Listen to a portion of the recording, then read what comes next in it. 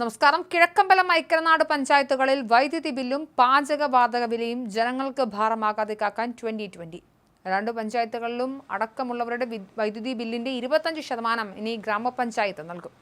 പാചകവാതക സിലിണ്ടർ വിലയുടെ 25% ഇനി മുതൽ പഞ്ചായത്തുകൾ വഹിക്കും. പഞ്ചായത്തിന്റെ തനത് വരുമാനത്തിന്റെ മിച്ച ഫണ്ടിൽ നിന്നാകും ഈ പണം വിനിയോഗിക്കുക. വൈദ്യുതി ബില്ലിന്റെയും പാചകവാതക ബില്ലിന്റെയും 25% ഉപഭോക്താക്കളുടെ അക്കൗണ്ടിലേക്ക് നേരിട്ട് നൽകുന്ന രീതിയാണ് പദ്ധതി നടപ്പിലാക്കുക.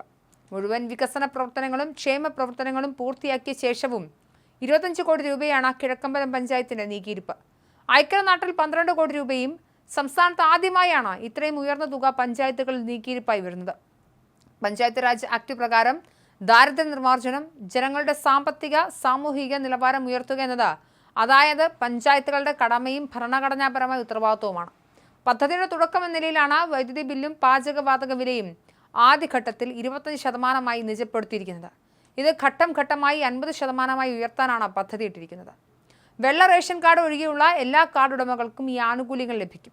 രണ്ട് പഞ്ചായത്തുകളിലെയും 75% കുടുംബങ്ങൾക്ക് ഈ പദ്ധതിയുടെ ആനുകൂല്യവും കിട്ടും. ഇതിനു പുറമെ പഞ്ചായത്തുകളിലെ ക്യാൻസർ രോഗികൾക്ക് പ്രതിമാസം 1000 രൂപ വീതം ധനസഹായവും നൽകും. പകർച്ചവ്യാധികൾ തടയുന്നതിനായി എല്ലാ വീടുകളിലും മോസ്കിറ്റോ ബാറ്റുകൾ നൽകും. 100% മാലിന്യ നിർമ്മാർജ്ജനം നടപ്പാക്കുന്നതിനായി എല്ലാ വീടുകളിലും ബയോബിൻ വിതരണം കൂടാതെ ഓരോ കുടുംബങ്ങളെയും ആവശ്യത്തിനനുസരിച്ച് ഫലവൃക്ഷ തൈകൾ, പച്ചക്കറി തൈകൾ, മുട്ടക്കോഴികൾ എന്നിവയും സ്കൂൾ കോളേജ് വിദ്യാർത്ഥികൾക്ക് സ്റ്റഡി ടേബിൾ, വൃദ്ധജനങ്ങൾക്ക് കട്ടിൽ തുടങ്ങി 71 കോടി രൂപയുടെ പദ്ധതികളാണ് ഈ ബജറ്റിൽ ഉൾപ്പെടുത്തിയിരിക്കുന്നത്. എല്ലാ ഇലക്ട്രിക് പോസ്റ്റുകളിലും കത്തുന്ന LED സ്ട്രീറ്റ് ലൈറ്റ് എന്ന പദ്ധതി കേരളത്തിൽ ആദ്യമായി പൂർണ്ണമായി നടപ്പിലാക്കിയത് കിഴക്കമ്പലം ഐക്കരനാട് പഞ്ചായത്തുകളിലാണ്. അഴിമതി പൂർണ്ണമായും തുടച്ചു നീക്കി ജനോപകാരപ്രദമായ വികസന ക്ഷേമ പദ്ധതികൾ ദീർഘവീക്ഷണത്തോടെ നടപ്പാക്കിയതുകൊണ്ടാണ് പഞ്ചായത്തുകൾക്ക് ഇത്രയും തുക നീക്കിവെക്കാനായത്. റോഡുകളും പാലങ്ങളും ഗുണനിലവാരത്തിൽ നിർമ്മിച്ചതോടെ വാർഷിക അറ്റകുറ്റപ്പണികൾ ആവശ്യമില്ലാതെയായി. അനാവശ്യ ചെലവുകൾ ഒഴിവാക്കിയും വരുമാനം കാര്യക്ഷമമായി വർദ്ധിപ്പിച്ചുമാണ് പഞ്ചായത്തുകൾക്ക് ഇത്രയും തുക മിച്ചം പിടിക്കാനുണ്ടായത്. ഇതോടെ രണ്ട് പഞ്ചായത്തുകളിലും ശരാശരി ഓരോ വർഷവും 2.5 കോടി രൂപ നീക്കിയിരിപ്പ് വരുത്താൻ സാധിക്കുന്നുണ്ട്. രാജ്യത്ത് ആദ്യമായാണ് വികസനക്ഷേമ പ്രവർത്തനങ്ങൾ പൂർത്തിയാക്കിയ ശേഷവും ഇത്ര ഉയർന്ന തുക പഞ്ചായത്തുകൾക്ക് മിച്ചം പിടിക്കാൻ കഴിഞ്ഞത്. ശമ്പളം കൊടുക്കാൻ പോലും കടം വാങ്ങി നിത്യച്ചെലവ് നടത്തുന്ന സംസ്ഥാന സർക്കാരുകൾ ഈ പഞ്ചായത്തുകളെ മാതൃകയാക്കണം. അഴിമതിയും ധൂർത്തും ഇല്ലാതാക്കി വരുമാനം വർദ്ധിപ്പിച്ച് 2020 മോഡൽ സദ്ഭരണം കാഴ്ചവെച്ചാൽ കേരളത്തിലെ എല്ലാ പഞ്ചായത്തുകളിലും ഇത് സാധ്യമാക്കാവുന്നതേ ഉള്ളൂവെന്നും സാബു ജേക്കബ് പറയുന്നു. എന്തായാലും വളരെ മികച്ച മാതൃകയുമായാണ് 2020 ഇനി മുതൽ ഐക്കരനാട് കിഴക്കമ്പലം പഞ്ചായത്തുകളിൽ നടത്താൻ പോകുന്നത്. വളരെ മികച്ച രീതിയിൽ ഭരണം നടത്തിയതുകൊണ്ട് തന്നെ പഞ്ചായത്തിൻ്റെ ബജറ്റിൽ നിന്ന് തന്നെ ആ നാട്ടിലെ പഞ്ചായത്തിലെ ജനങ്ങൾക്ക് അവരുടെ വൈദ്യുതി ബില്ലിൻ്റെ 25%, അവരുടെ പാചകവാതക സിലിണ്ടറിൻ്റെ 25% തുകയും ഇനി മുതൽ പഞ്ചായത്താണ് നൽകുക. ചരിത്രപരമായ നീക്കവുമായാണ് കേരളത്തിൽ ആദ്യമായി ഒരു പഞ്ചായത്ത് ഇത്തരത്തിൽ നീങ്ങുന്നത്. നമസ്കാരം. 2015 2020 പാർട്ടി കിഴക്കമ്പലം പഞ്ചായത്തിൻ്റെ ഭരണം ഏറ്റെടുത്തത്.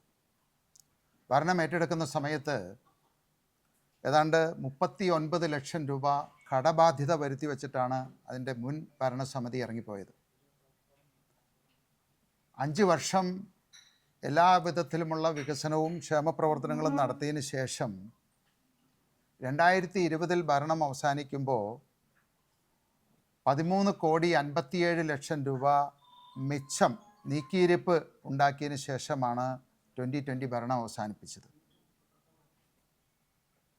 വീണ്ടും കിഴക്കമ്പലം പഞ്ചായത്ത് കൂടാതെ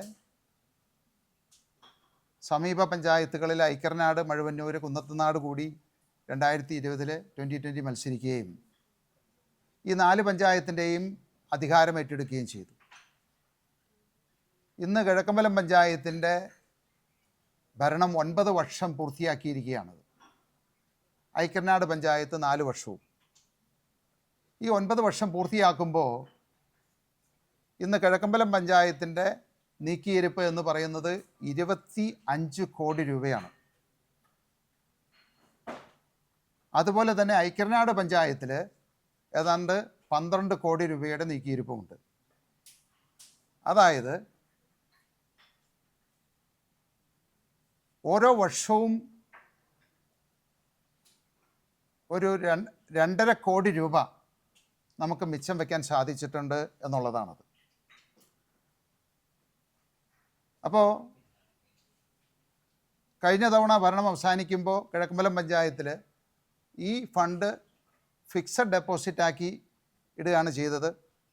ഇത്തവണ ഞങ്ങൾ 25 കോടി രൂപ നീക്കിയിരിപ്പ് വന്ന സ്ഥിതിക്ക് ഈ പണം ജനങ്ങളിലേക്ക് തന്നെ പോകണമെന്ന ഒരു തീരുമാനമെടുത്തു. അങ്ങനെ ഇന്ത്യയുടെ ചരിത്രത്തിൽ തന്നെ വളരെ വ്യത്യസ്തമായ 2 പദ്ധതികൾ ഞങ്ങൾ ഈ ബഡ്ജറ്റിൽ ഉൾക്കൊള്ളിച്ചിരിക്കുകയാണ്. ഒന്നാമത്തെ പദ്ധതി എന്ന് പറയുന്നത്, ഇന്ന് നമുക്കറിയാം, കഴിഞ്ഞ 8 വർഷം കൊണ്ട് വൈദ്യുതി ചാർജ് ഏതാണ്ട് 60% വർദ്ധിക്കുകയുണ്ടായി. അതുപോലെ തന്നെ പാചകവാതകം 100% വർദ്ധിച്ചിരിക്കുന്നത്.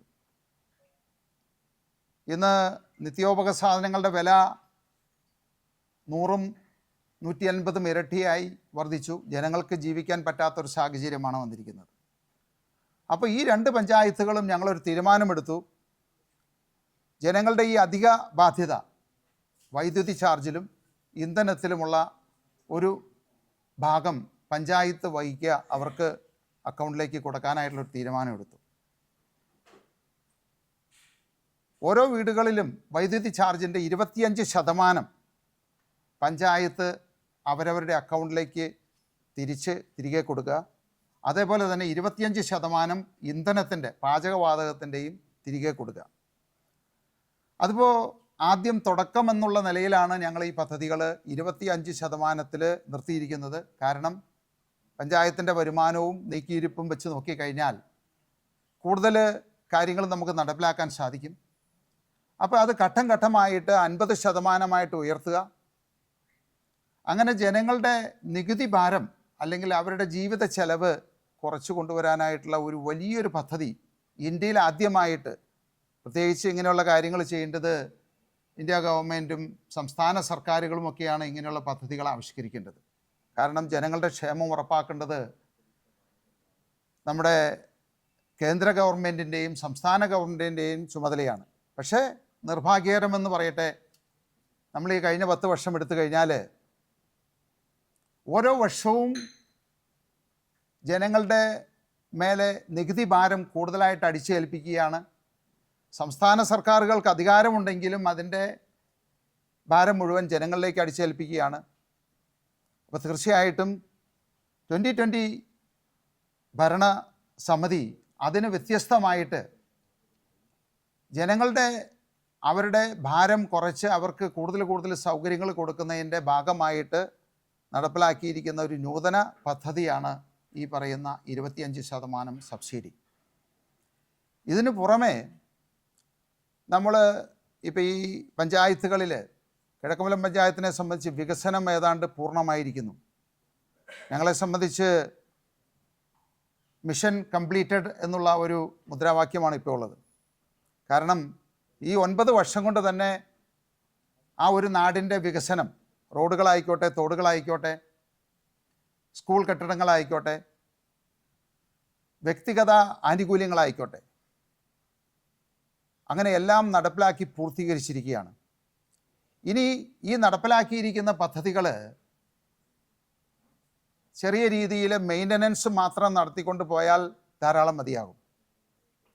അപ്പോൾ തീർച്ചയായിട്ടും അഴിമതിയില്ലാതെ ദീർഘവീക്ഷണത്തോടു കൂടി ഒരു സദ്ഭരണം കാഴ്ചവെച്ച് കഴിഞ്ഞാൽ കേരളത്തിലെ എല്ലാ പഞ്ചായത്തുകളിലും ഇത് സാധ്യമാണ്.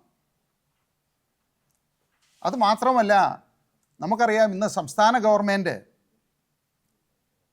ശമ്പളം കൊടുക്കുന്നതിന് വരെ കടമെടുത്താണ് ഓരോ ദിവസവും നിത്യ ചെലവ് കാണുന്നത്. അപ്പോൾ അവരും പാഠമാക്കേണ്ട ഒരു സംഗതിയാണത്. കാരണം ഒരു പഞ്ചായത്തിന്, അല്ലെങ്കിൽ 2020 ഭരിക്കുന്ന പഞ്ചായത്തുകൾക്ക് ഒരു വർഷം 2.5 കോടി രൂപ എല്ലാ വികസന ക്ഷേമ പ്രവർത്തനങ്ങളും നടപ്പിലാക്കിയതിന് ശേഷം മിച്ചം നീക്കി വയ്ക്കാനായിട്ട് സാധിക്കുന്നുണ്ടെങ്കിൽ തീർച്ചയായിട്ടും സംസ്ഥാന സർക്കാരിനും അഴിമതിയില്ലാതെ ദീർഘവീക്ഷണത്തോടു കൂടി ഒരു സദ്ഭരണം നടത്തിയാൽ അവർക്കും ഇത് സാധ്യമായിട്ടുള്ളൊരു കാര്യമാണത്. അപ്പോൾ ഇത് സംസ്ഥാന ഗവൺമെൻറ് മാതൃകയാക്കണം. മറ്റ് പഞ്ചായത്തുകളും മാതൃകയാക്കണം.